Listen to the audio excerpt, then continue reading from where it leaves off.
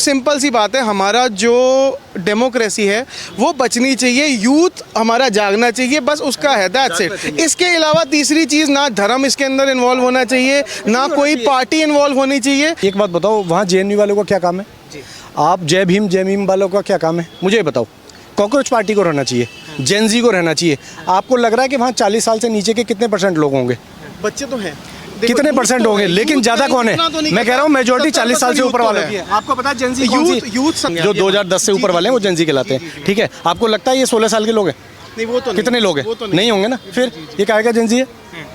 आपको नहीं लग रहा है? आप देश के खिलाफ नारे लगाओगे। एक आदमी जो प्रवक्ता है ना इनका, कॉकरोच जनता पार्टी का, वो कहता है शंकर भगवान, कृष्ण जी, राम जी, इनका कोई अस्तित्व नहीं है। उन पे भद्दी टिप्पणियां करता है। मैं कहता हूं कि एक पहला प्राइम मिनिस्टर है जो हमेशा गर्व से कहता है कि मेरा देश है जो सबसे ज़्यादा जनसंख्या वाला देश और जिसमें सबसे ज़्यादा युवा। मोदी तो हमेशा युवाओं की बात करते हैं भाई साहब, हमेशा युवाओं की बात करते हैं। और क्या अगर बात करते तो यहाँ पे इकट्ठा क्यों होना पड़ता लोगों को? प्रदेश इकट्ठा कौन है मेरे को बस ये नहीं पता, इकट्ठा कौन है मेरे को ये नहीं पता। युवा तो नहीं है। आपको क्या दिखता है? जेएनयू वाले मिल जाएंगे, यहाँ जामिया इस्लामिया वाले मिल जाएंगे, यहाँ वो मिल जाएंगे, यहाँ किसान आंदोलन वाले मिल जाएंगे, यहाँ देश को बांटने वाले मिल जाएंगे। जो असम में जो एक शर्जील इमाम है वो अभी जेल में, ठीक है, उसका फ्रेंड वो आपके 3 प्रवक्ताओं में से एक प्रवक्ता वो भी है। अगर ऐसे लोग जेनजी को वो करेंगे सपोर्ट, ये उनको मतलब उनके वो बनेंगे, नेता बनेंगे, तो ये देश कहाँ जाएगा भाई? और हमारे युवा अगर ऐसे लोगों को फॉलो करेंगे जो शंकर भगवान को गाली दे रहा है, तो आपको लगता है सर ये प्रोटेस्ट अच्छे उसमें वे में जा रहा है? देश को बचाने की बात कर रहे हैं ना। ये कैसे देश बच जाएगा? एक आदमी जो शंकर भगवान को गाली दे रहा है वो देश बचा लेगा? है अबे देश तो भविष्य भगवान से चल रहा है, कृष्ण से चल रहा है, राम जी से चल रहा है। क्या केवल ये सॉल्यूशन है क्या कि प्रधानमंत्री इस्तीफा दे दे? मुझे बताओ, अगर पेपर लीक हुआ है मुझे बताओ कि अगर ये सॉल्यूशन है तो अभी कर दो इस्तीफा। ये सॉल्यूशन ये थोड़ी है। और मैं बोलना चाहिए उसके पेपर लीक, वो उस चीज को सुधारना वो सॉल्यूशन है। आप नारे लगाओ, सुधार की जरूरत है, ना कि इस्तीफे की जरूरत है, क्योंकि देश बहुत अच्छी दिशा में जा रहा है भाई। बस अच्छी दिशा। हाँ जी बिल्कुल, करना चाहता हूँ। हर तरीके से जा रहा है, विकास के मामले में जा रहा है, हर तरीके से जा रहा है। एक आदमी मतलब अमेरिका में बैठा हुआ और पूरे इंडिया का बेवकूफ़ काट रहा है यार। मतलब देखो कमाल की बात, मैं अभी अंदर गया था, उसमें इन्होंने बोला कि जेनजी, एक सिंगल बंदा मुझे जेनजी नहीं मिला और बाकी सारे मिल गए, सब मिल गए। मतलब 70 साल के 75 साल के लोग भी मिल गए मुझे इसमें, जो सर पे टोपी लगा के गाँव से पता नहीं कोई संगठन है उसके नाम की टोपी लगा के, फिर कोई SYP पता नहीं AISP पता नहीं कहाँ के JNU की पार्टी फलाना ढिकना। अगर आप कॉकरोच जनता पार्टी है तो कॉकरोच जनता पार्टी के लोग होने चाहिए, ठीक है। आप उसमें बैनर लगा रहे हो, वही मतलब जैसा इस देश में हमेशा चलता आया है, चाहे वो किसान आंदोलन हुआ, चाहे वो कोई कितने भी आंदोलन हुए, उसमें ये सारे जरूर घुस जाते हैं। पता नहीं कैसे, मतलब कोई भी जो नई पार्टी बनती है वो इन्हीं लोगों के लेके बनती है। हाँ सारे पता नहीं कैसे आ जाते हैं। मैं देख रहा था अभी एक बंदा मैसेज कर रहा है, फ़ोटो खींच रहा है, भेज रहा है JNU को, JNU का कोई ग्रुप बना रखा है। वहाँ एक लेडी है काले कपड़ों में, वो AISP पता नहीं कुछ ऐसे करके वो ढपली बजा रहे हैं। अरे भाई तुम कॉकरोच पार्टी में आए हो तो कॉकरोच पार्टी का बैनर लेके आओ। यहाँ तुम जय भीम और जय मीम के नारे लगा रहे हो, ये क्या मतलब है? वही सब सेम है बिल्कुल, इनका सब जो भी सिस्टम था वो सब सेम है। नारे लगाने का तरीका, नारे कौन से लगाने हैं वो सब सेम है। हटाओ बस मोदी को।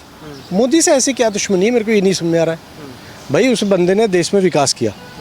मैं तो देख रहा हूँ जब से 2014 से जब से सरकार बनी है भाई, डेली कुछ ना कुछ मैं हमेशा देखा मैंने कि हाँ कि कुछ ना कुछ आज ये हो गया, आज ये बन गया, आज नई वंदे भारत आ गई, फलाना आ गया, कनेक्टिविटी देख लो सड़कों की। यार क्या विकास किया उस बंदे ने। और आप बस मोदी को हटाओ, क्योंकि इन लोगों को देश में विकास होना ही नहीं चाहिए, उससे जलन हो रही है। देश आगे कैसे बढ़ रहा है? अरे तो आगे बढ़वा लेते कांग्रेस के ज़माने में। अब ये कह रहे हैं पेपर लीक हो गया, 17 बार पेपर लीक हुए थे कांग्रेस की सरकार में। राजस्थान में कितनी बार पेपर लीक हुए, कौन सी सरकार हटा दी, क्यों नहीं हटाई इन्होंने? अब ये कह रहे हैं कि किसी ने जिम्मेदारी नहीं ली। आप आज तक पर न्यूज़ पे किसी भी न्यूज़ पे जाके देख लो, प्रधानमंत्री ने इसमें जिम्मेदारी ली या नहीं ली है। उन्होंने खुद कहा ये मेरे संज्ञान में है, खुद कहा, ऑन रिकॉर्ड है। आप कह रहे हो कि यार प्रधानमंत्री इसका वो नहीं ले रहे। मैं कह रहा हूँ ऐसा कौन सा वर्ल्ड के अंदर कौन सा देश है जिसमें चोरी नहीं होती है? तो बिल्कुल खामखा के ढकोसले हैं, कुछ नहीं है इसमें, कोई जान नहीं है। आप जंतर मंतर से आप ही निकल के आए, आपने और अंदर क्या देखा? आप कह रहे हैं कि वही नारे, वही लोग, कैसे लोग, कैसे नारे? सारे षड्यंत्रकारी इस देश के, मैंने यार क्या क्या बताऊं, मतलब हर चीज़ होने को तैयार है जो किसान आंदोलन में देखी थी मैंने। सब लोग वहीं से निकले हुए सारे, मतलब पता नहीं कैसे इन लोगों को पता चल जाता है, और चलो सारे वहीं, सारे के सारे। लेकिन इनका मुद्दा ये है कि देश में जो शिक्षा को लेकर मुद्दे, पेपर लीक नहीं रुक रहा है, धर्मेंद्र प्रधान का इस्तीफा मांगा जा रहा है, और कह रहे हैं कि मोदी सरकार युवाओं की बात सुन नहीं रही है, रोजगार नहीं है। ये रोजगार नहीं दिए, कितना रोजगार निकाल दिया। ये ट्रेन चलनी है, कनेक्टिविटी हो गई, सड़कें बननी है, दुनिया भर का रोजगार, मंदिर बनने हैं, मंदिर से रोजगार नहीं मिला, अब दुनिया भर का रोजगार मिला है, और फिर उसके बाद राशन फ्री। तो जिस देश में ऐसी मूलभूत सुविधा हो, और कैसा प्रधानमंत्री चाहिए जो केवल छोटे तबके की बात कर रहा है, छोटे तबकों को उठाने की बात कर रहा है, रिजर्वेशन दे रहा है, महिलाओं की बात कर रहा है, और कैसा प्रधानमंत्री चाहिए? हर मुद्दे पे बोलता है यार, किसी ने मन की बात करी है? हर मुद्दे पे आपके मन की बात ले रहा है, किसानों को समझा रहा है कौन कैसी फसल कब क्या कितना, वो हर चीज़ पे बात कर रहा है वो। जब हर चीज़ पे बात कर रहे हैं तो जो जेनजी हैं, जो युवाओं हैं, उनको जंतर मंतर पर क्यों आना पड़ रहा है? जी, आपको लग रहा है जेनजी है यहाँ पे? आप एक बार इस वीडियो को वहाँ ले जाके जरूर दिखाना। अगर मैं कह रहा हूँ इसमें 5% भी जेनजी हो ना भाई साहब, मैं मतलब क्या ही बोलूँ यार, मतलब मैंने अभी तक नहीं देखा, 65-70 साल के लोग तो देख लिए अंदर। मैं कह रहा हूँ 90% 40 साल से ऊपर के लोग हैं वहाँ पे, 90%। और बताओ कहाँ है जेनजी? हैं जेनजी को पता है अभी क्या करना है? एक भी बंदा आपने देखा जो नीट का एग्ज़ाम देके, और जिसका एग्ज़ाम मतलब वो हुआ है, और वो यहाँ बैठा हो, उनके माँ बाप बैठे हो, उनको बैठना चाहिए। जिन्होंने पैसा लगाया है, जिनको दुख हुआ है, वो लोग आए धरना देने, तब मज़ा आए। जेनजी तो है ही नहीं बेचारा, जेनजी अपने घर में बैठा भाई, घरों में बैठा हुआ है जेनजी। जेनजी को निकलना चाहिए वास्तव में, तब मज़ा आए, तब मैं कहूँ कि हाँ ये अच्छा आंदोलन है। एक भी माँ बाप नहीं आया, कोई जेनजी वाला उनका जिन्होंने नीट के एग्ज़ाम दिया था, जिस बच्चे ने दिया था वो नहीं है, बाकी सब है, बाकी पूरी दुनिया आ गई जिसको मोदी से दिक्कत थी।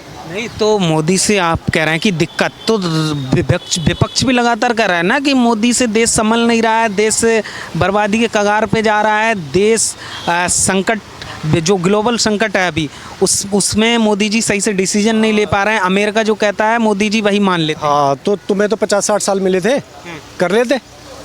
अबे मोदी को पैदा होने की ज़रूरत ही नहीं पड़ती। तुमने क्या करा? तुमने कौन से झंडे गाड़ दिए?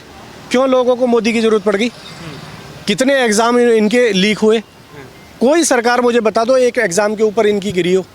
कोई एग्ज़ाम कोई नहीं गिरी। कौन सा देश का इन्होंने विकास कर दिया? कांग्रेस के ज़माने में सबसे ज़्यादा सरकार चली है इनकी, तो बताओ क्या हुआ? देश कहाँ खड़ा है? क्यों सड़कें दोबारा बनानी पड़ गई? क्यों कनेक्टिविटी बनानी? क्यों वंदे भारत की ज़रूरत पड़ गई? क्यों मंदिर बनाने पड़ गए? क्यों तुम्हारे राज में टूटे? क्यों तुमने स्टूडेंट्स के लिए कुछ नहीं किया? क्यों तुमने नौकरियां नहीं दी? आज तुम दे देते तो ज़रूरत ही नहीं पड़ती। अगर मैं अभी बात करूं नरेंद्र मोदी की, तो जो वैश्विक संकट है इसमें देश कैसा संभाल रहे हैं मोदी जी? भाई आपको एक एक जानकारी दे रहा है वो बंदा, टीवी पे आके, ऑनलाइन आके, कि क्या क्या संकट चल रहा है। और ये कोई छुपा नहीं है कि वॉर कहाँ चल रही है। जब तेल वाली कंट्री में, जहाँ से तेल आता है, वहाँ वॉर चल रही है, और पूरी दुनिया इससे बेहाल है। कोई हमारा देश अकेला तो नहीं है, लेकिन फिर भी शांति से रोटी खा रहे हो ना। और देशों में जाके देख लो, और पाकिस्तान, अफ़गानिस्तान, बांग्लादेश और जितने भी श्रीलंका देश हैं, वहाँ देखो क्या हो रहा है। यहाँ तो सबसे ज़्यादा पॉपुलेशन वाला वर्ल्ड में, और फिर भी हम लोग शांति से खड़े हो गए, यहाँ बोल पा रहे हैं, रिलैक्स मोड में खड़े हैं। हमें पता दोपहर की रोटी मिलेगी, शाम की भी मिलेगी, और आने वाला फ्यूचर भी इतना सेफ है कि जब तक, और केवल इस बंदे की बदौलत, मोदी की बदौलत, इतना फेथ है, मतलब लोगों में कोई डर नहीं है। नहीं तो हर कंट्री में डर है भाई साहब। मोदी की वजह से फ्यूचर से, और फ्यूचर सेफ है। उसकी जो मतलब नीति है ना, चाहे वो विदेश नीति हो, चाहे वो अंदर वाली नीति हो, कैसी भी नीति हो, सॉलिड है। वो काम कर रहा है, उसे पता कैसे करना है, उसे पता है आगे 100 साल तक, 1000 साल तक देश को कैसे बचाना है। और क्या चाहिए आपको जानकारी? अगर ये बोल दिया कि पानी बचाओ, ये बोल दिया कि गैस बचाओ, बिजली बचाओ, गलत बोल दिया। इन्होंने तो बोला है अभी, और देशों में शुरू हो गया है। कि अगर आपने इससे ज़्यादा बिजली खर्च करी, इससे ज़्यादा पानी कराया तो आप पे जुर्माना लगेगा, या आ ही नहीं रहा है। यहाँ कम से कम बता रहे हैं वो कि शुरू कर दो। क्या दिक्कत आ गई? कोविड में 22 तारीख को 20-22 तारीख को पहला वो लगा था। भाई साहब 10 तारीख को जब होली थी ना 2020 में, मैं फॉरेनर्स का काम करता हूँ, फॉरेनर्स को लेके जाता हूँ, मैंने टीवी पे देखा, उन्होंने आके बताया कि इस बार होली जो है मैं घर में मनाऊंगा, और आपसे भी विनम्र निवेदन है कि अपने अपने घरों में होली मनाएं। जहाँ वहाँ किसी को पता नहीं है पूरे देश में कि क्या चल रहा है, उस आदमी ने आपको 12 दिन पहले ये बता दिया कि भैया देश में ये होने वाला है कि सतर्क हो जाओ। और क्या चाहिए? कि पेपर लीक का जो मुद्दा है, बस छोटा सा एक मुद्दा है। आप मान के चलिए, अगर पेपर लीक होता है, कोई बंदा बड़े लेवल पे जाता है, अगर मान लो कोई पेपर लीक की वजह से डॉक्टर बन जाता है, और जिस दिन हमारे को ज़रूरत पड़ेगी उस डॉक्टर की और वो सही इलाज नहीं कर पाया तो देश तो नीचे ही जा रहा है ना। तो पेपर लीक नहीं होना चाहिए, बस इतनी सी हमारी डिमांड है। क्या